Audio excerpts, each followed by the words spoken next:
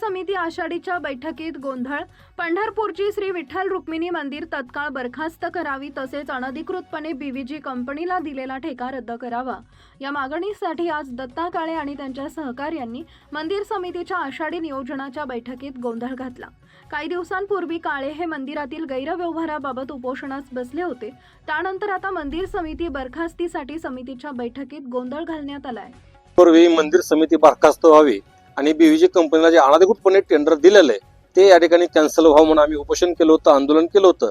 त्याच्याच धर्तीवर आज श्री विठ्ठल रुक्मिणी मंदिर समिती सहाध्यक्ष व सदस्यांची मीटिंग पंढरपूर भक्ती निवास या ठिकाणी असता या ठिकाणी आलो असता त्या ठिकाणी घोषणाबाजी आम्ही करून मंदिर समिती बरखास्त झाली पाहिजे, बीव्हीजी कंपनीला अनधिकृतपणे टेंडर झालं पाहिजे। कारण ज्या गोरगरिबांचा पैसा आहे तो पैसा जर तुम्ही असे 5-5 6-6 कोटी जर त्या ठिकाणी गोरगरिबांचा पैसा जर एखाद्या ठेकेदाराच्या घशात घालत असाल तर ते आमच्या पंढरपूर रहिवाशांना या ठिकाणी मान्य नाही।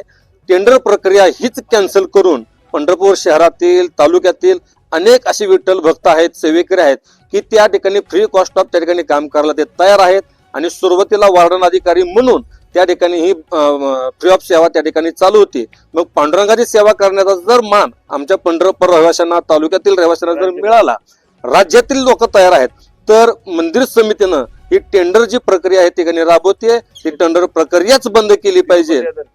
तिरुपती बालाजीला आज एवढं मोठं देवस्थान आहे, जगभर त्याची प्रसिद्धी आहे, तर हे तिथं सेवाभावी सगळे लोक त्या ठिकाणी काम करतायत। त्याच पद्धतीनं पंढरपूर सुद्धा बालाजीचं प्रतिरूप म्हणून पांडुरंगाला बघितलं जातं, त्याच पद्धतीनं इथंही या ठिकाणी सर्व सेवाभावीच संस्था या ठिकाणी चालवावी, जेणेकरून गोरगरिबांचा आलेला पैसा त्यांच्याच सेवेसाठी लागला जाईल, या ठिकाणी ठेकेदारांचं घर भरलं जाणार नाही। ही जी पद्धत या ठिकाणी चालवतात ती मंदिर समितीने बंद करावी।